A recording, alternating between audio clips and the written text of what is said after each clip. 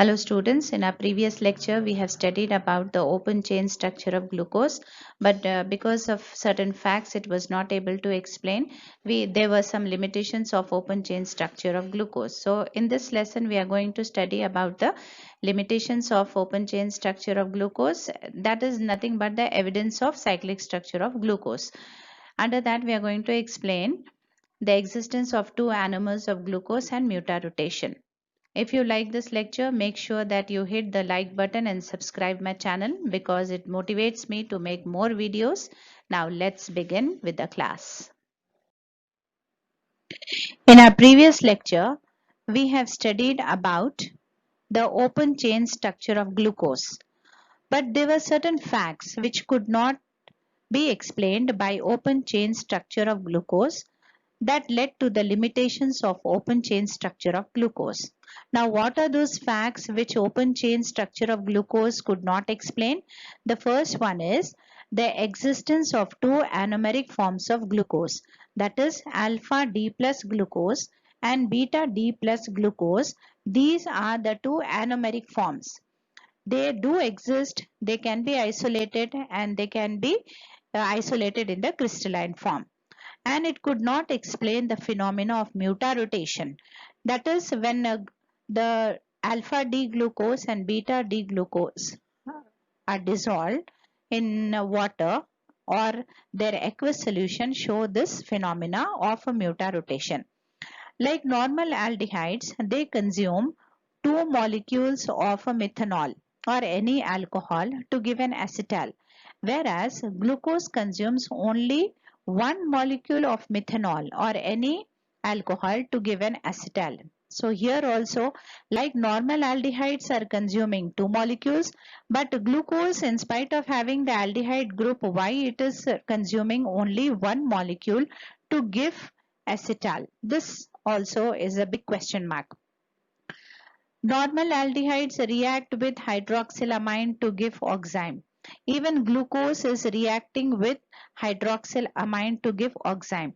But pentaacetyl derivative of glucose does not react with hydroxylamine to give oxime. This also we have to find out why the pentaacetyl derivative of glucose is not reacting with hydroxylamine. Okay. Then next is normal aldehydes. They restore the pink color of Schiff's reagent, isn't it? This is an experimental test between the difference to differentiate between aldehydes and ketones.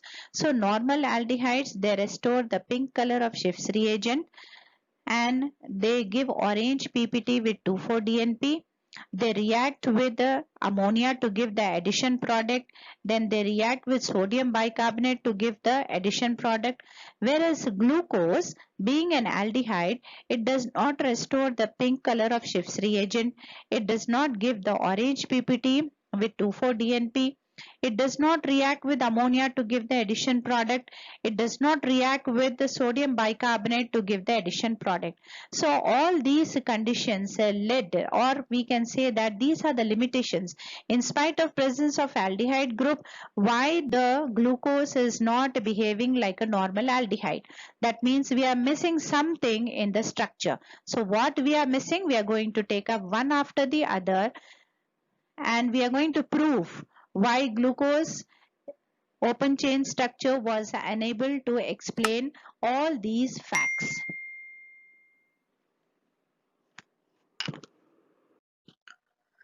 The limitation of open chain structure of glucose, one of the limitations was it could not explain the existence of anomeric forms of glucose, that is the existence of alpha D plus glucose and beta D plus glucose. This limitation is nothing but the evidence for the presence of cyclic structure of glucose. Now what is the evidence? First, if we take up the open chain structure of glucose, in this what we have observed is the first carbon atom, that is the carbonyl carbon atom here, this is non-chiral. Once if the ring is formed between the first carbon atom and the oxygen of the fifth carbon atom, a new asymmetric center is generated at the first carbon atom, which was previously in the open chain structure, that was non-chiral. So after the formation of a ring, the first carbon atom will become a chiral carbon. So what do we say? A new asymmetric center is generated. Why we are saying new? Because in the reactant at the first carbon atom, the asymmetric center was absent at that place, and in the products it is generated. That is why we are saying that it is a new asymmetric center. So as per the rule of the stereochemistry, whenever a new asymmetric center is generated, always we will get by default a mixture of two isomeric products. So here the two isomeric products are nothing but the anomers. And why we are calling these isomers as anomers? Because their configuration differs only at the first carbon atom. This is the anomeric carbon. Why it is called as anomeric carbon? Because it was a carbonyl carbon in the reactant in the previous structure. So what is an anomeric carbon? An anomeric carbon is a carbon which was a carbonyl carbon in the previous structure. Here a new asymmetric center is generated. In case of when do we call it as alpha D plus glucose? Alpha D plus glucose is one in which at the first carbon atom the OH is on the right side. So this is the anomeric carbon. And what is beta D plus glucose? Beta D plus glucose is that structure in which at the first carbon atom, that is the anomeric carbon atom, the OH is on the left hand side. So this can be explained only when the glucose exists in ring form. Okay. Now what you might get one doubt that why glucose is all the time not existing in the open chain structure, why it has to go into the ring form and then come back, or by some process it is getting converted in the open chain structure. The reason is, when you have a look at the structure, that is the open chain structure, in the first carbon atom, this one is sp2 hybridized, and the bond angle of sp2 hybridization you know very well, that is 120 degrees. So here the bond angle is too high. Then from the second carbon, third carbon, fourth carbon, fifth and sixth carbon atom, all these are sp3 hybridized. So here from second till third, 109 degrees is the bond angle. Now when you see in the ring structure of both the ring structures, right from the first carbon atom till the sixth carbon atom, all of them are in sp3 hybridization, and there is a uniformity in the bond angle, that is 109 degrees, very close to 109 degrees it will be. And they can arrange themselves so that all their bond angles are very near to 109 degrees, that is 109 degrees 5 minutes. So these structures are comparatively more stable than this open chain structure, because there is a variations in the bond angles over here. That is the reason molecules always tend towards stability. So when compared to the open chain structure, the ring structures are more stable because of the uniformity of the bond angles between all the 6 carbon atoms, due to which most of the time the predominating structure in case of glucose is the ring structure, but not the open chain structure. Open chain structure exists when the ring is broken down, when it is acted upon by strong reagents. So this is the evidence. What is the evidence? That is, since glucose exists in cyclic structure, then only there is a possibility of formation of alpha D plus glucose and beta D plus glucose. Now it is very clear that open chain structure, if it is there, so there is no question of writing the alpha D plus glucose and beta D plus glucose.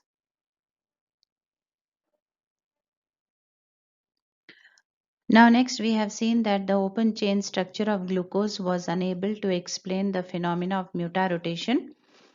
So what is mutarotation? Mutarotation is the interconversion of the two anomers of glucose, that is alpha D plus glucose can be converted to beta D plus glucose, or vice versa, through an open chain structure of glucose. This phenomena was first observed by a French scientist, de Brunfat, in 1844. Actually, he carried out one experiment by taking pure form of alpha D plus glucose as well as beta D plus glucose. He started the experiment by taking few crystals, 100% pure, few crystals of alpha D plus glucose, made a dilute solution, that is the aqueous solution, immediately placed it in the polarimeter and found out the optical rotation. The optical rotation of the solution of alpha D plus glucose was found to be plus 112.2 degrees, and he kept this solution aside for an hour. Then he took in another beaker few crystals of beta D plus glucose, 100% pure, made a dilute solution, aqueous solution, and again placed it in the polarimeter, found out that the optical rotation of this solution was 18.7 degrees, approximately 19 degrees. The solution of a beta D plus glucose was also left for an hour. Then he took the solution of alpha D plus glucose, which he left for an hour. From that, a little quantity he took, placed few ml of it into the polarimeter. Then what he found is, previously that solution showed the muta rotation as plus 112 degrees 0.2. But after an hour, that solution has given the rotation of plus 52.7 degrees. Then again he took the beta D plus glucose solution, which previously showed the optical rotation as 19 degrees. Then after an hour, he took few ml of it and placed it in the polarimeter. He found that the beta D plus glucose solution also gave the value as plus 52.7 degrees. That is, this is constant value which he got from both the solutions. So this is the equilibrium value. So what he noticed is the optical rotation of alpha D plus glucose has decreased from plus 112 degrees and reached a constant value of plus 52.7 degrees. And the optical rotation of beta D plus glucose has increased and then reached to a constant value. So at this position, that is at this value, there is a mixture of different forms, that is 64% of beta D plus glucose and 36% of D-glucopyranose, and a little amount of open chain structure is also there, because the conversion of the two forms is through the open chain structure. Approximately 0.02% of open chain structure will be there. Now here in the mixture we are able to see here that is 64% of beta D plus glucose, more amount. The reason is beta D plus glucose is present in more amount because it is more stable. How it is more stable we can find out from here. If we see the structure of alpha D plus glucose, this is the equatorial position and this is the axial position, isn't it? When we have studied the cyclohexane chair form, there we have studied that every carbon atom of the cyclohexane, that is the chair form, has two bonds, equatorial bond and the axial bonds. So according to the stability, when the bulkier groups are present at the equatorial position, that will be more stable. In case of alpha D plus glucose, only this bulky group. So here bulky groups are the hydroxyl groups and the CH2OH groups. So here this is CH2 over here. Except this position, except the anomeric position, the rest of the equatorial positions are occupied by the hydroxyl groups as well as the CH2OH group. When you take the case of a beta D plus glucose, here if you notice at every equatorial position there is a bulky group, that is OH group is present, or whatever OH groups are present available over here, they are all present at equatorial position, and even the CH2OH is present at the equatorial position.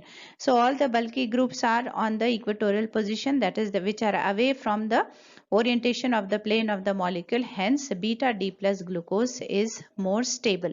So if it is more stable, it will be formed as a major product. Next is, that is 64% beta D plus glucose and 36% of the alpha D plus glucose.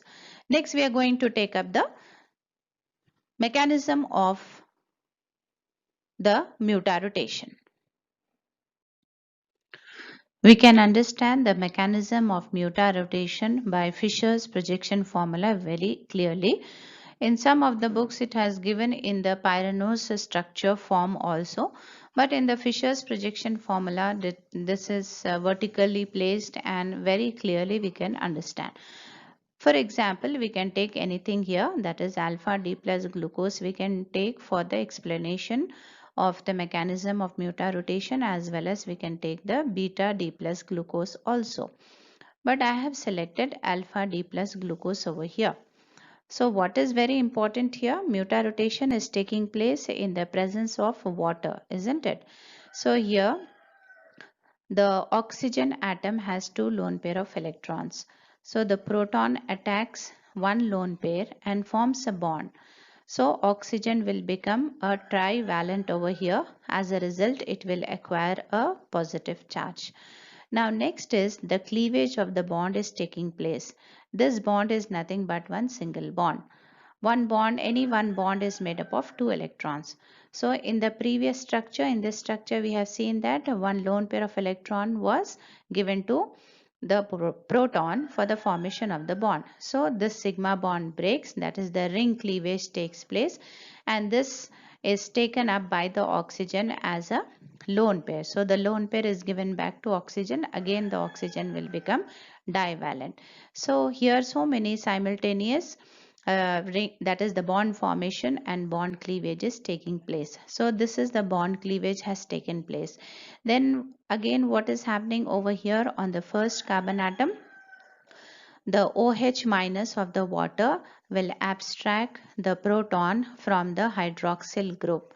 So this is going as a proton. It is not taking the bond pair with itself. So this bond pair will be converted into a pi bond. As a result, we are going to get a double bond over here. That is, a free aldehyde group is generated over here. A free aldehyde group is generated over here. This is nothing but our open chain structure of glucose. Okay. Then what happens? The first carbon and the second carbon here, single bond, sigma bond, that is rotation takes place. Flipping takes place. So this C double bond O on the right hand side will be rotated to 180 degrees, then it comes on the left hand side. So here we have mentioned over here, after carbon-carbon single bond, the rotation, the C double bond O has come to the left hand side. Then what happens? A proton will protonate this oxygen, carbonyl oxygen. As a result, OH is created over here, OH is formed over here. Then at the same time, the OH minus, that is the base, will abstract a proton from the hydroxyl group of the fifth carbon atom. So when the proton is going, it will leave the bond pair. So this bond pair is nothing but the sigma bond. So this sigma bond will form a ring, that is the ring formation is taking place. It forms a ring between the wherever the ring was broken down, again the ring is established over here. Then we will get beta D plus glucose. So this is the easiest mechanism possible I have given for you for mutarotation. So hope this is very clear to you. It will be very clear when we write the Fisher's projection formula. Instead of alpha D plus glucose, here you can start with the beta D plus glucose. Exactly, very similar mechanism, and at the end you will get OH on the right side. Hope the mechanism is very clear to you. Now you go practice today's lesson.